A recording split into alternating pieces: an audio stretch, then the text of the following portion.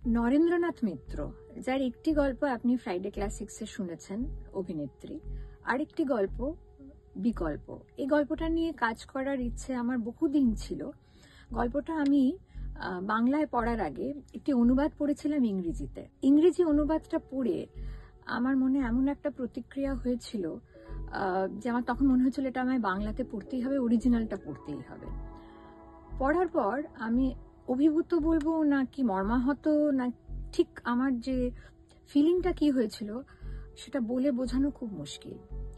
আপাত দৃষ্টিতে এটি একটি শুধুমাত্র বাবা মেয়ের কাহিনী, কিন্তু এটা সমাজের এমন একটা দিককে তুলে ধরে এবং সংসারের এমন একটা সমস্যাকে তুলে ধরে যেটা বোধহয় সর্বকালের, এবং একটা খুব ইম্পর্টেন্ট ইস্যুর দিকে আমাদের সবার নজরটা নিয়ে যায়। সেটা হচ্ছে যে কোনো ধরনের ভায়োলেন্স বা যে কোনো ধরনের অ্যাবিউজ, এসব কথাগুলো তো আমরা আজকাল খুব শুনি এবং মনস্তাত্ত্বিক দিক নিয়েও বিচার করি। সবার আগে যে কোনো ধরনের ভায়োলেন্স শুরু হয় পরিবারের মধ্যে, সব থেকে কাছের মানুষের কাছ থেকেই কিন্তু আমরা সব থেকে বড় আঘাতটা পাই। বিকল্পতে এই জিনিসটাকে খুব সুন্দরভাবে তুলে ধরা হয়েছে যে ভায়োলেন্স বলতে কিন্তু শারীরিক আঘাতের কথা আমি বলছি না।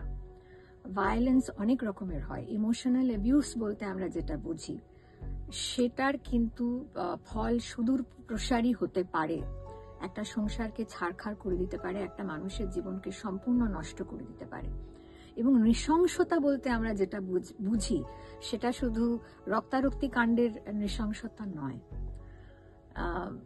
সাহিত্যে বিশেষ করে বা সিনেমাতে এই ধরনের বিষয়বস্তু বারবার উঠে এসেছে।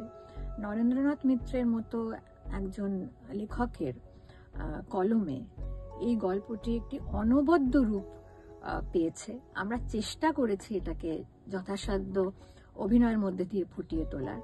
জানি না কতটা পেরেছি, কিন্তু যারা বাংলা সাহিত্য সিরিয়াসলি চর্চা করেন বা গল্প শুনতে ভালোবাসেন বলেই গল্প শোনেন, তাদের আমি সবাইকে অনুরোধ করব একবার পারলে বিকল্পটা শুনে নিন।